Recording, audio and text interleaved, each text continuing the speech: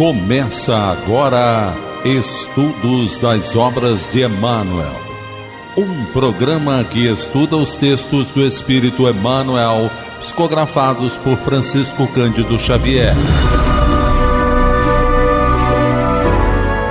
Apresentação: Roberto Vitorino. Olá, amigo e amigo ouvinte. Olá você, seguidor nas nossas redes sociais.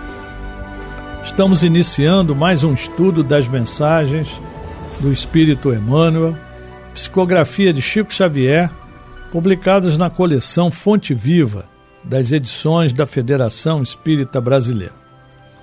Esse nosso programa ele é gravado, mas você pode se comunicar conosco enviando suas perguntas, sugestões, reclamações, solicitando esclarecimento através de um dos nossos canais, pelo telefone 21 3386 1400, pelo WhatsApp pelo 21 98486 7633, e-mail estudodeemmanuel@radioriodejaneiro.am.br, e nós aguardamos o seu contato.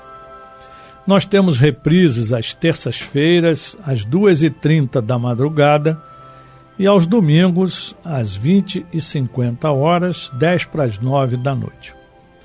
No nosso site, radioriodejaneiro.digital, nós temos os últimos programas, 4 últimos programas. E no YouTube, Rádio Rio de Janeiro, na playlist, todos os programas gravados. E hoje nós vamos estudar a mensagem número 127 do livro Pão Nosso, Lei de Retorno, que nós vamos ouvir na voz do nosso companheiro, nosso irmão, conselheiro da Fundação, João Nogueira. Do livro Pão Nosso de Emmanuel, psicografia de Francisco Cândido Xavier, Lei de Retorno. E Emmanuel se baseia no Evangelho de Jesus, segundo João, capítulo 5, versículo 29, quando Jesus disse: "E os que fizeram o bem sairão para a ressurreição da vida, e os que fizeram o mal para a ressurreição da condenação." E comenta Emmanuel: em raras passagens do Evangelho, a lei reencarnacionista permanece tão clara quanto aqui, em que o ensino do Mestre se reporta à ressurreição da condenação. Como entenderiam estas palavras os teólogos interessados na existência de um inferno ardente e imperecível? As criaturas dedicadas ao bem encontrarão a fonte da vida em se banhando nas águas da morte corporal. Suas realizações do porvir seguem na ascensão justa em correspondência direta com o esforço perseverante que desenvolveram no rumo da espiritualidade santificadora. Todavia, os que se comprazem no mal cancelam as próprias possibilidades de ressurreição na luz. Cumpre-lhes a repetição do curso expiatório.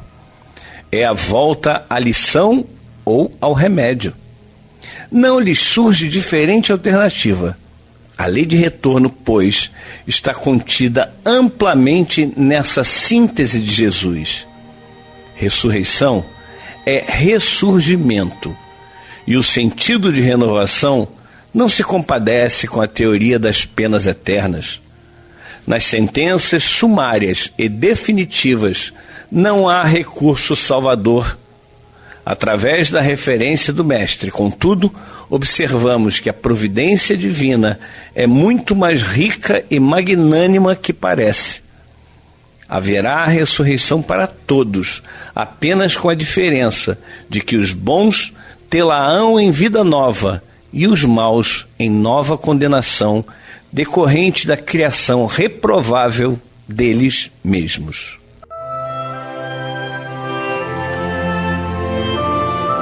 Emmanuel, então, mais uma vez nos fazendo refletir de uma maneira muito clara, e ele se baseia em João capítulo 5, E esse texto de João, ele é um texto relativamente grande, mas ele é muito interessante para nós, porque nos esclarece algumas coisas, e particularmente a questão da ressurreição, né? Então nós vemos aqui que havia uma festa entre os judeus e Jesus subiu então a Jerusalém. Lá em Jerusalém existe um tanque chamado de Betesda. Existem outros nomes semelhantes, né? E nesses tanques, né, jazia uma grande multidão de enfermos, cegos, mancos, ressecados, esperando a movimentação da água. Porque havia um anjo que descia em certo tempo ao tanque e agitava a água. E o primeiro que ali descia, depois do movimento da água, sarava de qualquer enfermidade que tivesse. É interessante que quando a gente vê aqui, aí é milagre, né? Vamos botar milagre aqui entre aspas, né? Mas as pessoas entendiam assim, né? E nós sabemos que existem determinadas águas, determinados lugares em que existem ali uma química, né? Produtos químicos, né? Matéria orgânica, que quando a água se movimenta, as pessoas entrando ali, se tiver uma ferida, esses produtos, eles curam as feridas, né? Então, a química explica tudo isso, né? Eu não sei se já foi feita alguma pesquisa lá nesse tanque, ou até se ele existe ainda hoje, não tenho certeza. Mas, de qualquer maneira, nós conhecemos isso aqui no Brasil, nós temos as areias monazíticas e tantos outros lugares por aí, né? E lá estava então, né, segundo João, um homem que tinha 38 anos que estava enfermo. E Jesus, vendo ele deitado e sabendo que ele estava naquele estado, já tinha muito tempo, Jesus lhe disse: "Queres ficar são?" O enfermo respondeu-lhe: "Senhor, não tenho homem algum que, quando a água é agitada, me ponha no tanque. Mas, enquanto eu vou, desce outro antes de mim." Jesus disse-lhe: "Levanta-te, toma o teu leito e anda." Logo aquele homem ficou são, e tomou o seu leito e andava. E aquele dia era sábado. Então os judeus disseram àquele que tinha sido curado: "É sábado, não te é lícito levar o leito." E ele respondeu-lhes: "Aquele que me curou, ele próprio disse: toma o teu leito e anda." Perguntaram-lhe, pois: "Quem é o homem que te disse: toma o teu leito e anda?" E o que fora curado não sabia quem era, porque Jesus se havia retirado, em razão de naquele lugar haver grande multidão. Depois, Jesus encontrou-o no templo e disse-lhe: "Eis que já estás são, não peques mais, para que não te suceda alguma coisa pior." E aquele homem foi e anunciou aos judeus que Jesus era o que o curara. Então é interessante que Jesus cura, manda ele seguir, e depois, quando ele encontra com o nosso irmão, ele confirma, né?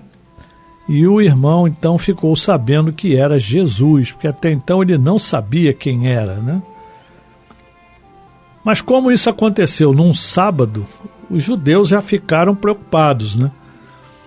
E aí, por essa causa, os judeus perseguiram a Jesus e procuravam matá-lo, porque fazia estas coisas no sábado.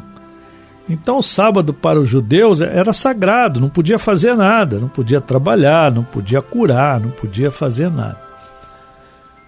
Mas aí João registra, né? E Jesus lhe respondeu: "Meu Pai trabalha até agora e eu trabalho também." Então Deus continua criando, o mundo está em expansão, a própria ciência já viu isso, né? Já confirma, né, que o mundo está em expansão, né, o universo. E Jesus diz: "Se o meu Pai trabalha, eu também trabalho." né? Não é porque é sábado que eu não vou trabalhar, né? E continuando aqui, João diz: por isso, pois, os judeus ainda mais procuravam matá-lo, porque não só quebrantava o sábado, mas também dizia que Deus era seu próprio Pai, fazendo-se igual a Deus.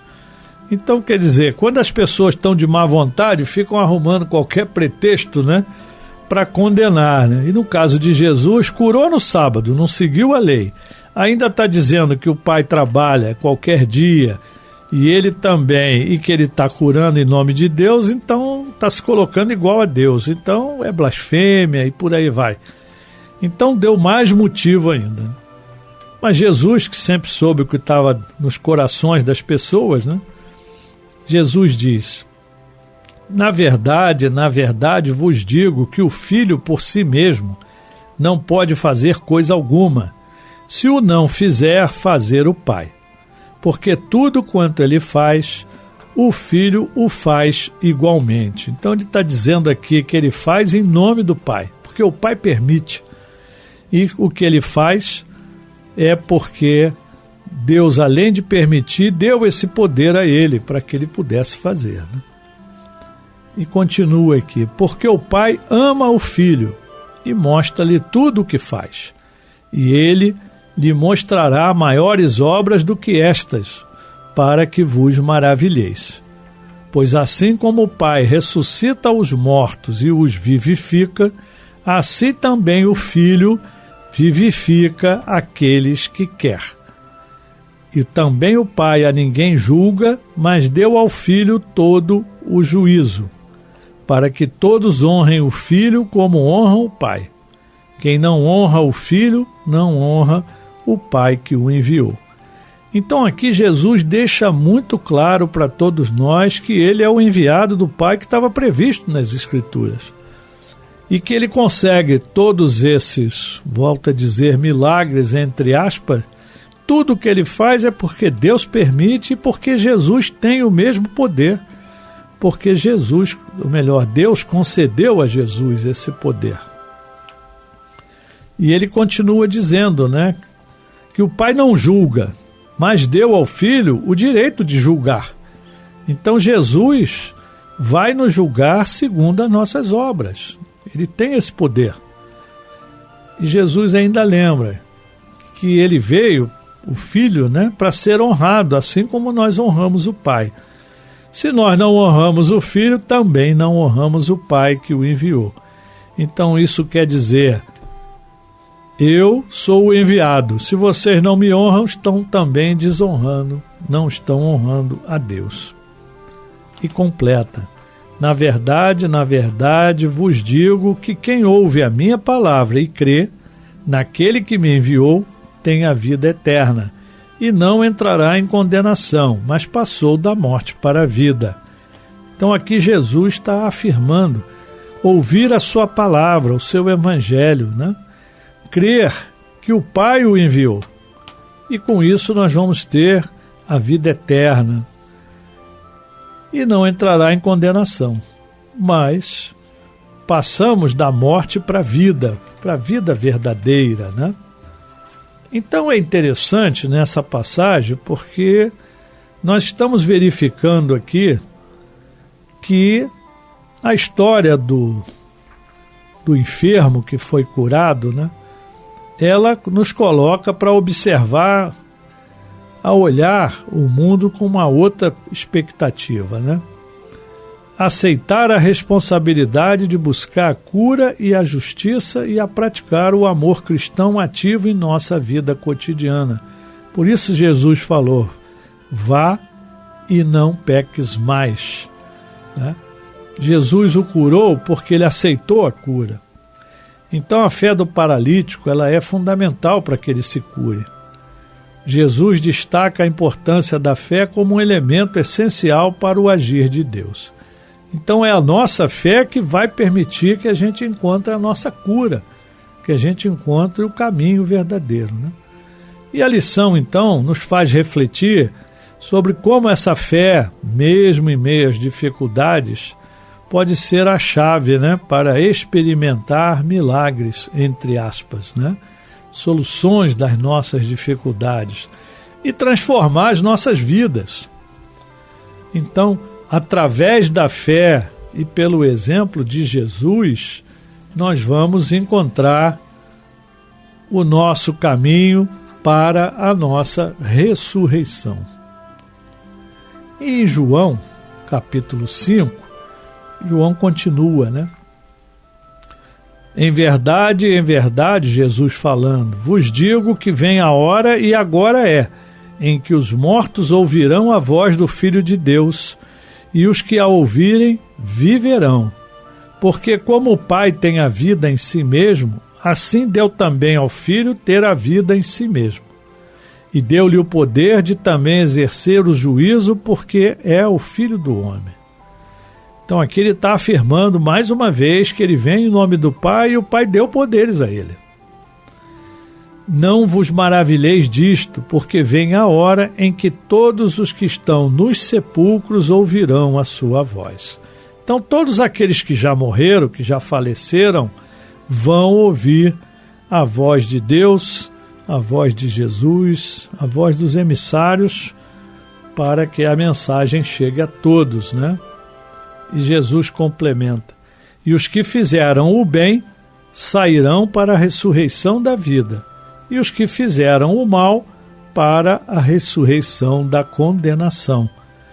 E esse é o versículo que Emmanuel aproveita para nós estudarmos, né? E Jesus ainda continua, eu não posso de mim mesmo fazer coisa alguma, como ouço, assim julgo. E o meu juízo é justo, porque não busco a minha vontade, mas a vontade do Pai que me enviou. Então Jesus está dando testemunho de que tudo que ele faz é pela vontade do Pai. E essa deve ser a nossa justificativa, né? O nosso esforço para realizarmos não a nossa vontade, em todas as situações, mas a vontade do Pai, o exercício da nossa tolerância, o exercício da nossa abnegação, para que a gente aceite as provas como elas vêm, né, para todos nós. E mais adiante, Jesus diz, vós mandastes mensageiros a João e ele deu testemunho da verdade.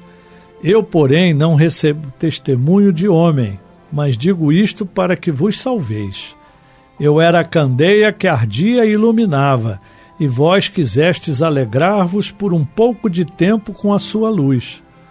Mas eu tenho maior testemunho do que o de João, porque as obras que o Pai me deu para realizar, as mesmas obras que eu faço, testificam de mim que o Pai me enviou. E o Pai que me enviou, ele me testificou de mim. Vós nunca ouvistes a sua voz, nem vistes o seu parecer. E a sua palavra não permanece em vós, porque naquele que enviou não credes vós. Examinai as Escrituras, porque vós cuidais ter nelas a vida eterna, e são elas que de mim testificam. Então ele está confirmando mais uma vez que ele veio, e que está confirmando tudo que estava previsto pelas suas obras, pela luz que ele irradiou, pelo evangelho que ele divulgou e vivenciou, não é? E ele está dizendo, mas vocês não estão crendo, né? Acreditaram no João, e agora não acreditam em mim, que eu estou mostrando, estou fazendo muito mais do que o João, não é? Tenho maior testemunho do que o de João, todas as curas que ele fez, tudo que ele demonstrou. Mas nós, passaram-se mais de 2000 anos e a gente continua com as nossas dúvidas, a gente continua ainda sem entender que o Antigo Testamento, a lei mosaica, né, os profetas, Jesus veio para confirmar.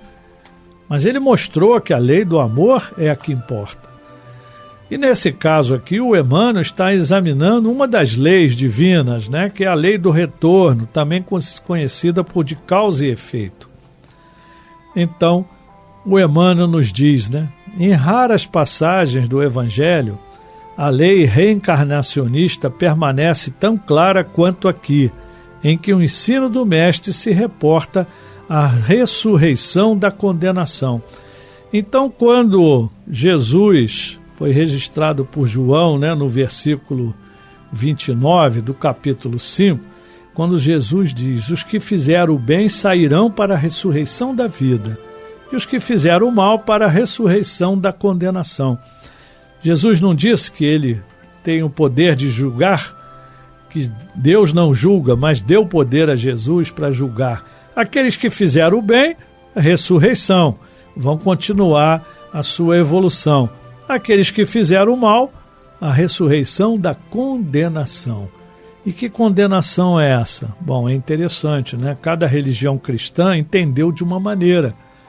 E a gente precisa entender também por que esses irmãos têm essa visão, e nós temos uma visão um pouco mais, vou chamar aqui de esclarecida, sem contestar qualquer uma das visões, Mas por quê? Porque aqui para nós está claro que a ressurreição da condenação é a reencarnação, como os primeiros judeus entendiam. Eles sabiam disso.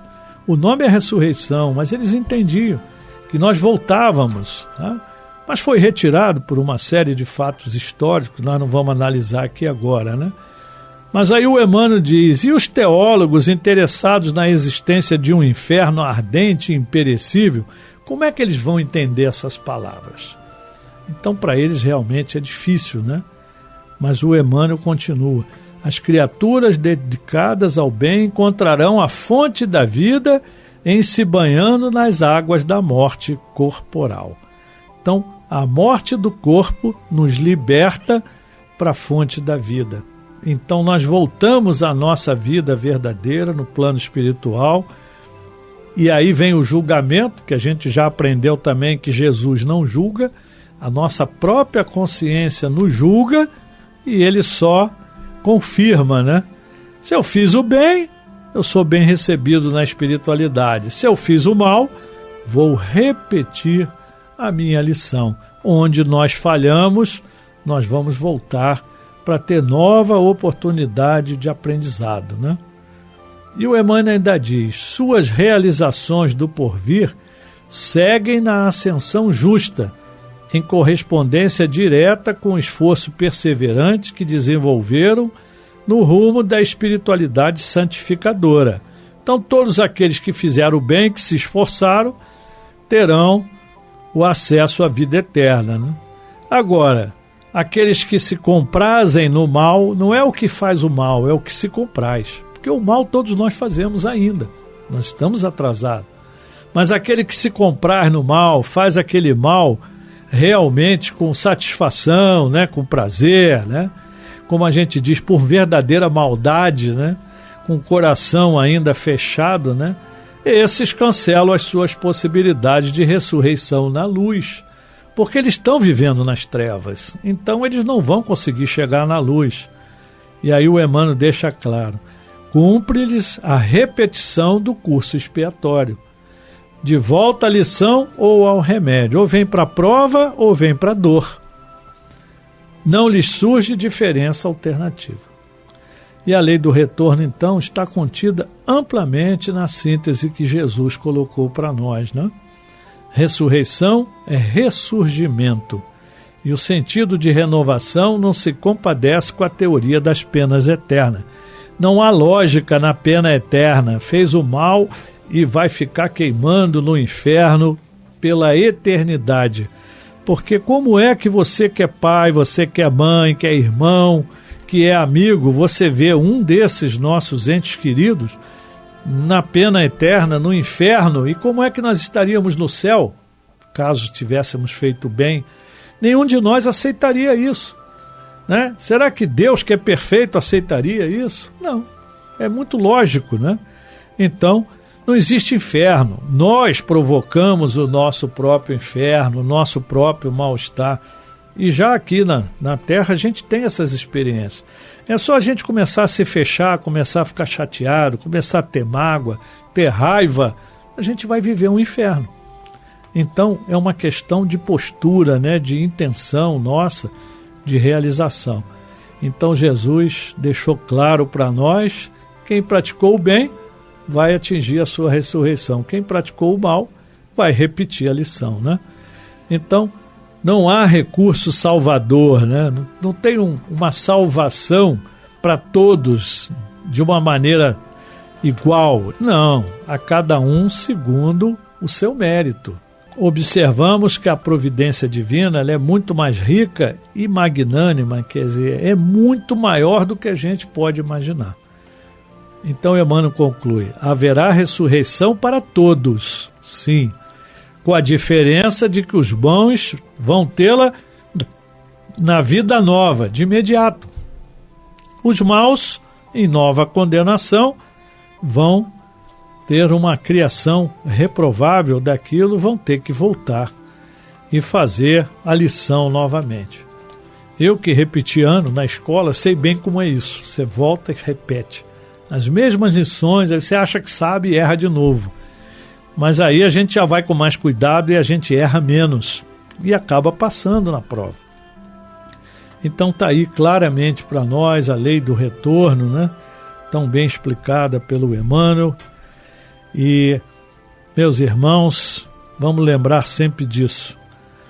A justiça divina, ela não falha.